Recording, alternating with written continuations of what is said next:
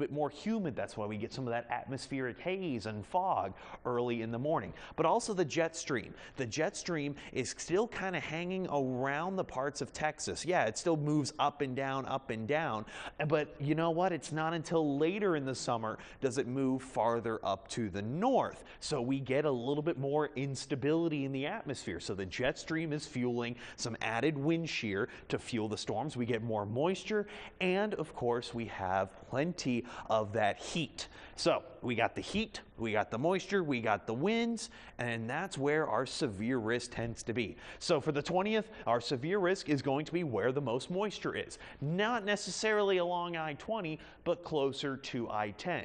And temperature plays a big role too. In the winter months, well, it's not gonna be a whole lot of energy. When it gets above 90 degrees, not so much. The 9-day forecast shows that perfectly. When we're in those 70s and 80s, that's when severe weather is most likely, and that's why May tends to be the most active month in West Texas. New this morning, Fort Davis ISD announced a major plan to consolidate all schools in the district into one campus. That starts next school year. That means the 59 students at Dirks Anderson Elementary will move into the high school building. Superintendent James Crow said FDISD has been operating at a deficit every year since 2019, so they can't afford to take care of the rising maintenance costs of the over 100-year-old building. But the planned move isn't sitting well with folks in the community. They filled the room at last night's informational meeting to make their voices heard. Change is hard, and I understand that, but we want to do what's best so that our kids in Fort Davis can have a school in Fort Davis for as long as they can.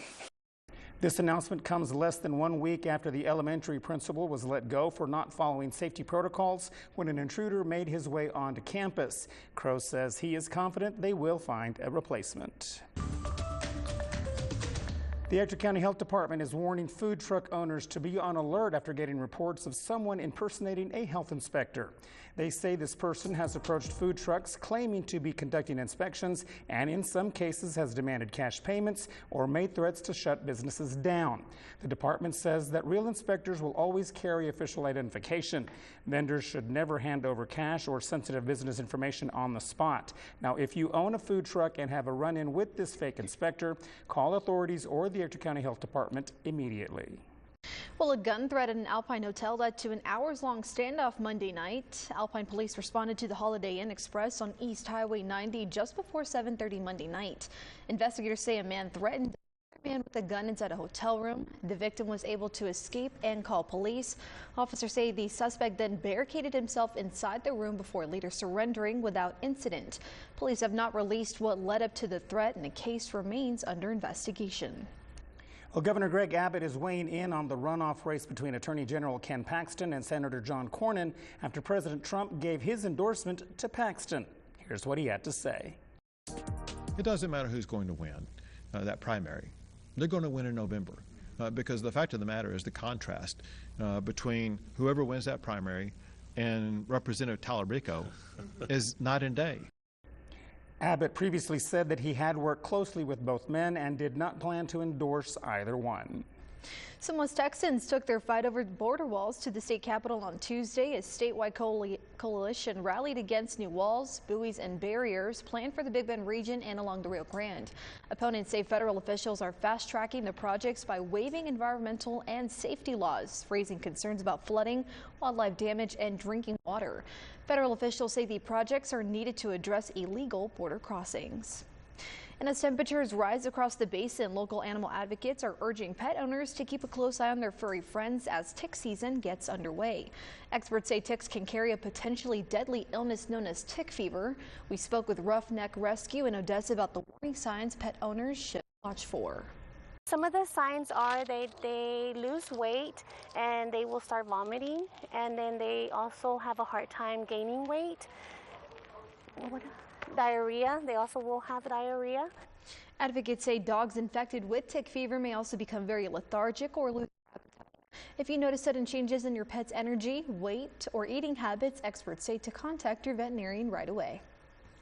Well, law enforcement is out in full force. They're looking for seatbelt violators as part of TxDOT's Click It or Ticket campaign.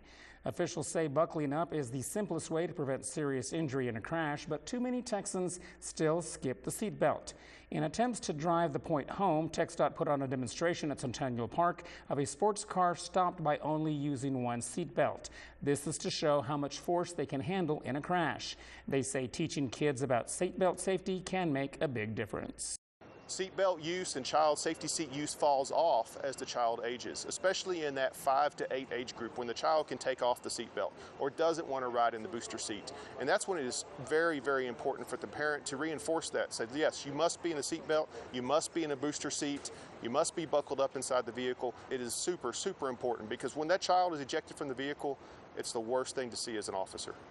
Remember, if you get caught not wearing a seatbelt, it will cost you. Fines range between $200 and $250. Odessa College is celebrating a major investment aimed at growing the next generation of West Texas workers. Chevron donated $250,000 to support OC's automation and Fab Lab programs. The money will help expand training opportunities on the Odessa campus and at satellite locations in Andrews and Pecos. Part of the money will also help start a new Level 1 certificate program in Pecos that will be focused on automation, instrumentation, and electrical technology. Chevron says AI is a key role in the industry. So with the automation program, they're really learning the hands-on as far as the equipment that is in the field and also used in manufacturing that can be used in both industries. When it comes to AI, it really helps our industry as we're looking at ways to be more efficient, be more responsible, be able to produce oil and gas from our area in a more reliable way. The funding also supports Odessa College's Fab Lab, which is a community makerspace which students learn how to create projects using high-tech tools. A statue honoring the late Midland County Sheriff Gary Painter has been installed at the new Midland County Detention Center. The facility, along with the statue, will be officially dedicated once construction is completed in December. Painter served as Midland County Sheriff for nearly 35 years, making him one of the longest-serving sheriffs in Texas history. A decorated U.S. Marine and Vietnam veteran, Painter began his law enforcement career with the Texas Department of Public Safety in 1970. He later joined the Midland County Sheriff's Office in 1982 and was first elected sheriff in 1985. Painter served 9 consecutive terms before his sudden passing in 2019. And if you were hoping to cool off at the splash pad in Centennial Park in Midland, you'll have to wait just a little longer. It's temporarily closed so crews can make repairs. No word on how long it will take, but for now it's shut down until further notice. Andy, how are we looking for weather? We're hoping to have